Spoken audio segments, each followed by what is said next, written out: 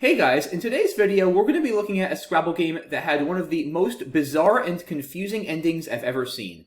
The game was played at a recent tournament between two experts from New York, Froin Mendoza and Eric Goldstein. Eric was ahead for the majority of the game, and Froin has just bingoed with Logical for 75 points to cut his deficit to 19. So it's Eric's turn here. He's holding a fairly clunky rack with 3 E's and 2 R's, and he's up by 19 points, 340 to 321.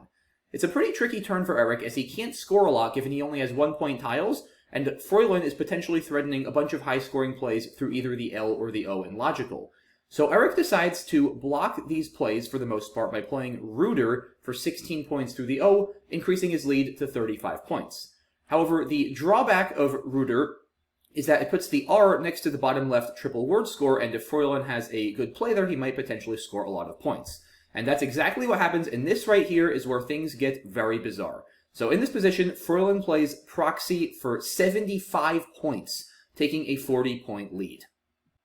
Now, the reason this play scores so many points is that Froin is getting 6 times the value of his X by virtue of covering 2 premium squares at the same time.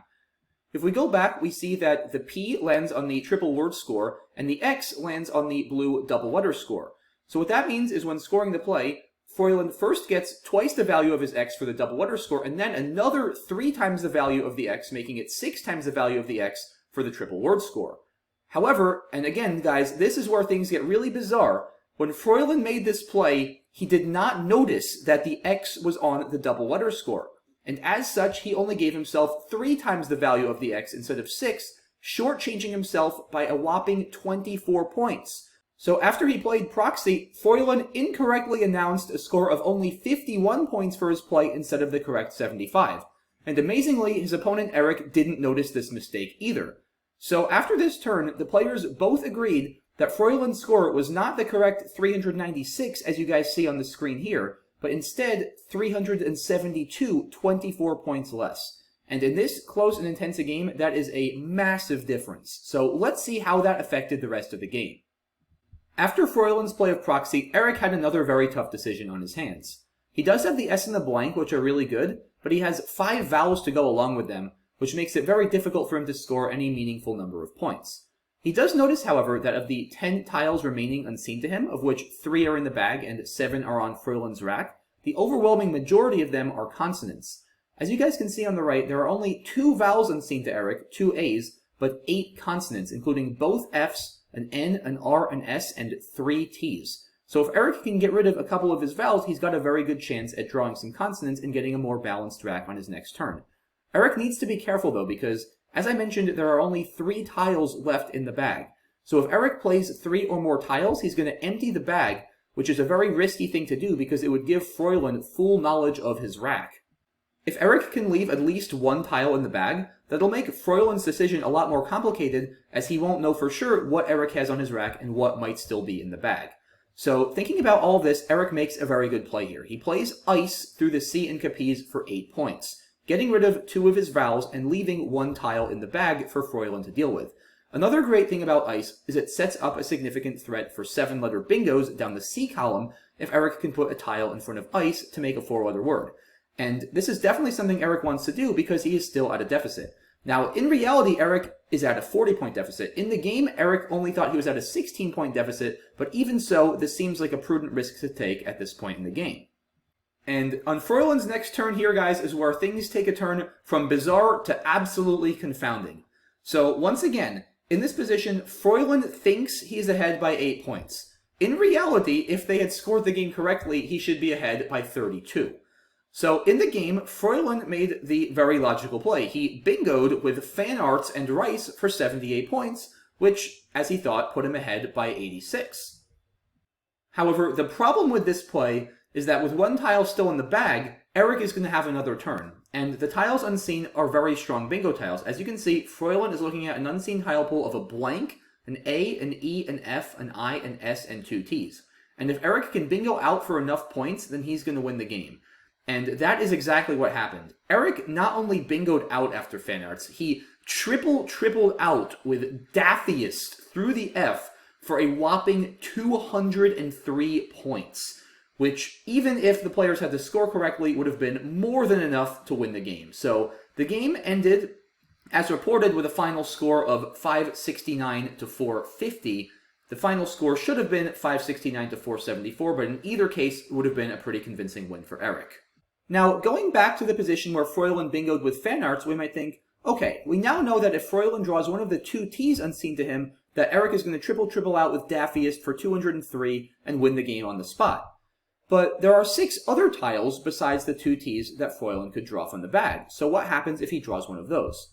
Well, this is where things get crazy, guys. If we go with the scoreline that the players had during the game, once again, with Froilan being up 86 points after his bingo of fan arts, then regardless of what tile Froilan draws from the bag, he is lost. So, in theory, with the score the players had, fan arts wins 0% of the time. And I know that's hard to believe, so let me explain how this is possibly true. The key thing to observe here, guys, is that the 7 tiles in the unseen pool besides the blank can be anagrammed to the 7 other bingo of fatties, F-A-T-T-I-E-S. So what that means is, regardless of what tile Froilan draws, Eric is guaranteed to have that word on his rack. If Froilan draws the blank, then of course Eric has it without the blank. If Froilan draws the A, Eric can play it with a blank A, and so on and so forth. And amazingly, Froilan's play of fan arts gives Eric a spot to play fatties, regardless of what he has, for a massive number of points, making 6 overlaps at the same time. Let me show you how this might work. In the actual game, instead of tripling with Daffiest, Eric could have also played fatties down the B column for 98 points, making 5 two-letter words, fa, un, ta, it, and s, as well as the 5-letter word of trice hooking a T onto rice. This play scores 98 points because of all these overlaps, which, again, if we use the scoreline the players actually had during the game, we can see pretty easily would have been more than enough for Eric to overtake Froilan and win the game. The one case where it's a bit close is if Froilan draws the F, because then fatties would score significantly less. But I'll leave it to you guys to show that given what Froilan perceived as his 86-point lead after fan arts, even if he draws the F, Eric's out bingo combined with the 8 additional points Eric would get for bingoing out and catching Froilan with the unplayed F will be enough for Eric to win the game by a couple of points. So, once again, using the score the players had in the game, fan arts always loses for Froilan. So, that naturally begs the question then, instead of fan arts, is there something he could have done that would have at least given himself a chance to win? And the answer is absolutely yes. If Froilan thinks he's only up 8 points in this position, it's a very tricky one to navigate because he has to deal with 2 potential ways that Eric could beat him in this game. Number 1, of course, is if Eric bingos out after Froilan's next play, then Eric is going to win on the spot. And number 2 is if Froilan tries to sacrifice too many points to block bingos on this turn, then being only up 8, Eric may be able to score enough points in the endgame to beat Froilan without even bingoing at all. So trying to navigate both of those possibilities at the same time could prove very tricky. Let's think about the first possibility first, Eric bingoing. As the board currently stands, the 2 viable places for Eric to bingo are down the A column through the L in logical, putting an A or an E in front of the R in rooter, or down the C column, putting a letter in front of ice to make a 4-letter word. It turns out that on the A column, Eric has 2 threats. If the F is in the bag, then Eric is threatening tertials through the L, making R and so. If one of the T's is in the bag, then Eric is threatening festival to the L, making R. Down the C column, amazingly, Eric only bingos if the F is in the bag. If Eric has the F, he cannot bingo there. There would be lots of 7-letter words available on his rack, but none of them would fit with a tile in the 5th spot that goes before ice to make a valid 4-letter word. If the F is in the bag, Eric has several bingos, including artiste, which would play making the valid 4-letter word of sice. So, what that means is if the F is in the bag, Froilan's in a very difficult position, because Eric is threatening bingos on both the A and the C columns. If one of the T's is in the bag, then Eric is threatening a bingo only on the A column. If one of the other 5 tiles is in the bag, then Eric actually has no bingo threats whatsoever in this current position. So one option for Froilan right off of the bat is to completely ignore Eric's last play of ice, and just try to score as many points as possible with something like Fiats through the Iron Arising for 35 points. Now, the good thing about Fiats is it scores enough points to give Froilan a 43-point lead, again assuming he was only up 8 after ice as he thought during the game, and that will be more than enough to win in the endgame unless Eric has a bingo. There's no way Eric is going to be able to overcome a 43-point deficit without bingoing out. So Fiats, we know, wins 5 out of 8 times for Froilan. Once again, it loses if he draws the F to either Tertials or Artiste, and it also loses if he draws one of the 2 T's to Festival. It wins if he draws any of the 5 of blank, A, E, I, and S, because then Eric cannot bingo and cannot beat him in the endgame. However, there are certainly some viable plays Froilan might consider that seem to block Eric's bingos. One that stands out is a play such as Frat for 26 points, which seems to stop both plays like Festival down the A column as well as Artiste down the C column for Eric. However, the problem is, in blocking those threats of Eric's, Froilan has created new threats. Eric can now bingo out with an 8-letter word through either the F or R in Frat along the A or B columns. And it turns out that Frat actually fares even worse for Froilan than just ignoring these threats with Fiats. If you recall, with Fiats, we noted that Froilan lost if he drew either the F or one of the 2 remaining T's. That's the same case here with Frat. If Froilan draws the F, then Eric can bingo out with something like Nitrates through the R in Frat. If Froilan draws one of the 2 T's, then Eric can actually triple out with the same word he tripled out with during the actual game, namely Daffyist. So either of these draws, just as with Fiats, will lose for Froilan. However, there are other draws that are going to pose issues. For instance, if Froilan draws the I, Eric can once again triple out, this time with Taffetas for a lot of points. So that right there is enough to prove that Frat loses more often than Fiats does, and thus it should not be a consideration. It's worth mentioning that there are other words Froilan could potentially play in the same spot, but I won't go through all the possibilities. I'll leave it to you guys to show that none of those fare any better than Fiats. So instead of trying to block both lines at once, Froilan could also consider trying to just block one of Eric's bingo lines and hope he can't hit a bingo in the other. It turns out it's completely useless to try to block the C column next to Ice, because, as I mentioned before, Eric only bingos there if Froilan draws the F. But if Froilan draws the F, Eric is bingoing anyway down the A column with Tertials. So what that means is if Froilan is going to try to block just one of Eric's bingo lines, he might as well try to block the L in Logical down the A column and hope to not draw the F, and simply hope that Eric cannot hit something down the C column. So let's think about what Froilan could do there. His highest scoring play down the A column would be Fatal for 26 points. However, it's not too hard to see that this would be a fatal mistake, as Eric would now be guaranteed to be able to bingo with fatties down the B column, making Fey and Az. So Fatal, just like Fanarts, never wins for Froilan, so he definitely doesn't want to do that.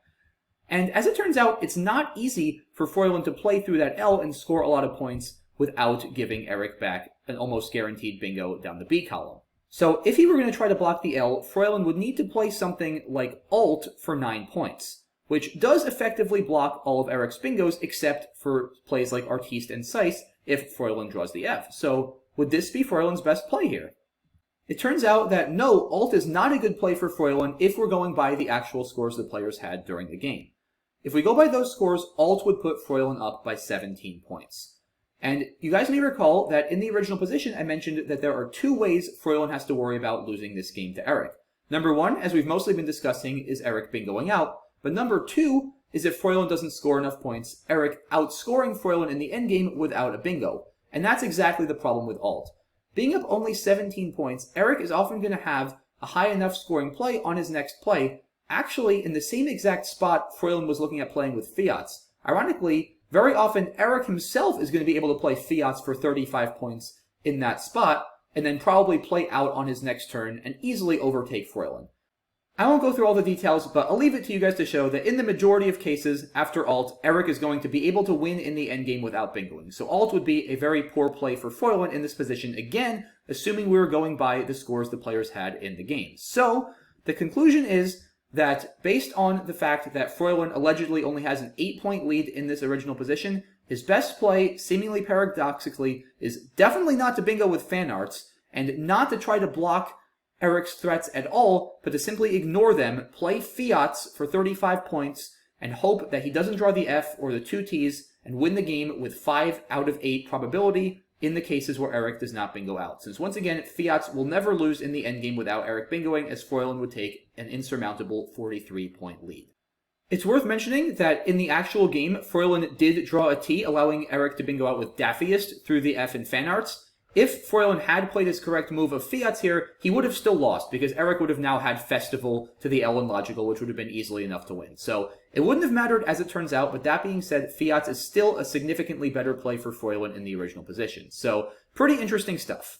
Now, a very interesting question to ponder is, what changes if the players had the correct score for Froilan in this original position where he played fan arts? What if the players correctly had Froilan as up 32 points before his play instead of just 8 points? How does that affect how Froilan should play in this position? Let's think about that a little bit. It's not too hard to see that Froilan's best play in the situation we were looking at before, which as we said was Fiats, is still going to win 5 out of 8 times. It's still going to win whenever Eric doesn't bingo, and it's still going to lose whenever Eric bingos. Even with Froilan's larger lead, any out bingos by Eric, I'll leave you guys to check the math, will be enough to win the game. So Fiats, as before, wins 5 out of 8 times. What about instead of Fiats bingoing with fan arts, which, as we discussed before, always loses because of fatties down the B column? With this lead, is fan arts enough to outrun fatties? As it turns out, yes. Because now, after fan arts, Froilan would be up 110 points instead of just 86. And fatties is not going to score enough to overcome that kind of deficit. In the actual game, fatties would have scored 98. The most Eric could possibly get for fatties is if Froilan draws the blank and Eric plays it with all actual tiles. That would put fatties at 101 points, which would mean that Froilan would still hold on and win by 9. So, what that means is fan arts will now win a decent amount of the time. Of course, it still loses sometimes because, as we saw in the actual game, Eric could triple out for a mammoth amount of points, such as with Daffiest, and that would be enough to win. The two ways that Eric could triple out after fan arts are with Daffiest, which, as we saw, occurs 2 out of 8 times whenever Froilan draws one of the T's, or with Tafetas if Froilan were to draw the I. So fan arts actually now, just like Fiats, wins 5 out of 8 times, losing 1 out of 8 if Froilan draws the I, and 2 out of 8 if Froilan draws a T. So very interesting that now, just by changing the score, fan arts and Fiats are actually equally good plays. But we still haven't answered the question, is fan arts / Fiats now tied for Froilan's best play? Given he has 24 more points than he did before, can he now do better than a 5 out of 8 win? And here, it turns out the answer is yes. Now, Froilan should make the blocking play we dismissed before as leaving Eric too likely to win in the endgame without bingoing. Namely, he should play Alt through the L in Logical for 9 points. The big difference is before, Alt only put Froilan up 17 points, and that left him very vulnerable to Eric winning in the endgame without actually bingoing out. But now, instead of going up 17, Alt would put Froilan up 41 points, which is a huge difference. And again, I'll leave it to you guys to check the details, but it's not too hard to see that 41, even with a play like Fiat through the I and a Rising, is not going to be enough for Eric to win in the endgame, because holding an F of his own, Froilan is going to at the minimum have a play like Fans and SI across the 4 column that's going to score pretty well in response, and Froilan is actually going to win in every situation after Alt unless Eric bingos immediately. And when does Eric bingo immediately? Well, if you recall before, he only bingos down the C column hooking ice if Froilan draws the F with something like Artiste. So Alt actually only loses 1 out of 8 times for Froilan, namely only when he draws the F. So Alt is a 7 out of 8 win for Froilan if the players had the correct scores. So this would be Froilan's best play. I believe there is still no way for Froilan to guarantee a win because he can't effectively block both bingo lines without giving Eric another bingo, as we saw before, but Alt would have been Froilan's best play in this position had he scored proxy correctly. The story is not over here though, guys. It's worth mentioning that while Alt is Froilan's best play, winning 7 out of 8 times, he has another really cool idea in this position that also wins 7 out of 8 times, likewise losing only if he draws the F. And that is to pass his turn and score 0 points. Yes, guys, you heard that right. Froilan can also win by simply passing his turn and leaving the entire board open for Eric. Why is this the case? Well, the idea with this is that if Froilan passes and Eric bingos to the L in Logical, then Froilan is going to just be able to bingo out with Fan Arts and Rice on his next turn and have enough to win. Let me show you guys how this might work. If Froilan passes and Eric has the same rack he had in the actual game, where he tripled out with Daffiest through the F in Fan Arts, then Eric is still going to have Festival for 94 to the L in Logical. However, now the difference is Froilan, who of course still has Fan Arts on his rack, is going to be able to play it as an out bingo for 78 points, ending the game immediately and winning comfortably by a score of 476 to 458. Now, of course, it's also possible that if Froilan passes, Eric might not have the F. The F might still be in the bag, in which case Eric is going to have this rack you see on the screen here. And Eric can now bingo in both spots. He is still threatening tertials for 79 through the L, and he's also threatening words like artiste for 70 down the C column. So you might think that, wait a minute, Froilan actually might win in this case, because Eric, if he bingos with tertials, is going to allow Froilan to bingo out with fan arts and rice and win the game. However, the thing is here, if Eric is being careful, he should realize what Froilan is up to by passing. He should look at the unseen pool to him, which, as you can see on the right, consists of the letters in fan arts plus a second F, and he should realize, wait a minute, Froilan probably is passing because he has fan arts on his rack and is hoping to bingo out with it instead of bingoing immediately. So what Eric would want to do here is sacrifice some points and bingo in this spot down the C column to stop fan arts. And this is totally safe for Eric to do, because there are no possible bingo threats for Froilan from Eric's perspective after this play. It's worth mentioning that even if somehow Froilan has both Fs, Froilan might be able to score a lot of points with both of his Fs with a play such as staff through the A and artiste, but I'll leave it as an exercise to the viewers to show that regardless of what Eric draws, he will be able to win narrowly in the endgame regardless of what Froilan has on his rack. Again, it would be fairly inexplicable, I think, from Eric's perspective for Froilan to pass without holding fan arts, but it's still worth mentioning that even if somehow he doesn't have fan arts, Eric will still win. Finally, it's not that hard to see that if Froilan passes in the original position, if Eric doesn't have a bingo immediately, there's nothing he's going to be able to do. If Eric tries to block fan arts with a non-bingo play, it's very easy to see that Froilan is just going to play fiats through the I and a rising for 35 points like we looked at in an earlier variation and win very easily in the endgame. The only other possibility is if Eric tries to fish off his F with something like if and fado for 13 points, blocking fan arts and also hoping to threaten something down the A column like tertials. If this happens, then all Froilan needs to do is just play something like alt through the L and logical, and it's not too hard to see that if that happens, Froilan will indeed still be able to hold on in the endgame. So what this means is, if the players had the correct score in this original position, Froilan has two options that win 7 out of 8 times assuming proper play by Eric, either playing alt for 9 immediately or passing. Both of these plays should win unless Froilan draws the F. Now, that being said, if I'm Froilan and I'm in this position, I am 100% passing, because it's much more likely against a human opponent that they would play incorrectly after a pass. Some humans, after a pass, might just immediately see tertials and figure that's their highest scoring bingo and play it without thinking and realizing that I, as the one who's passing, might be threatening to bingo out with fan arts. If I play alt and I draw the F, it's very easy for my opponent to win. All they have to do is just play artiste and they win on the spot. If I pass, it's a little more complicated, and an aware opponent should be able to calculate properly and win, but you never know. If you can, all else being equal, it's always good to give your opponents a chance to mess up. So in this case, if I were Froilan, I would definitely pass, even though, strictly speaking, both of these plays should win with the same frequency. The thing I find so incredible about this whole situation, besides how rare it is for a player to misscore a play by as much as 24 points, is the fact that in both cases, in the actual case where the players had the score incorrect, and also in the hypothetical case where the players would have scored the play correctly, Froilan has two different correct ways to approach this position, and in neither case is it playing his only available bingo of fan arts. You would definitely think just by looking at this position that fan arts has to be the right play. It scores 78 points, nothing else scores more than like 35. But in neither case should he play fan arts. So I think that's just really, really amazing. I hope you guys enjoyed this video. I do apologize if it was hard to follow. There were, I know, a lot of different variations and subcases and different scores flying around and hypotheticals. So I tried to do the best I could to distill it for you guys. I hope you enjoyed it and learned something. And once again, I do apologize if it was hard to follow. But I think if there's any takeaway from this video or any lesson, so to speak, it's double check your opponent's math. Because even experienced Scrabble players are not the best adders sometimes. And people get used to, playing on the computer where it automatically adds your score. And sometimes forget how to properly add their plays in the tournament. And 24-point mistakes are pretty rare, but sometimes even smaller mistakes can make a significant difference when you're dealing with these complex pre-endgame and endgame situations. So always make sure you're double-checking your plays as well as your opponent's plays during the game. But with that said, I will call it a video at this. Once again, hope you guys enjoyed it and didn't find it too hard to follow. Really appreciate all your support. Let me know what you think in the comment section, and I'll see you soon for the next video. Have a good one, guys. Bye-bye.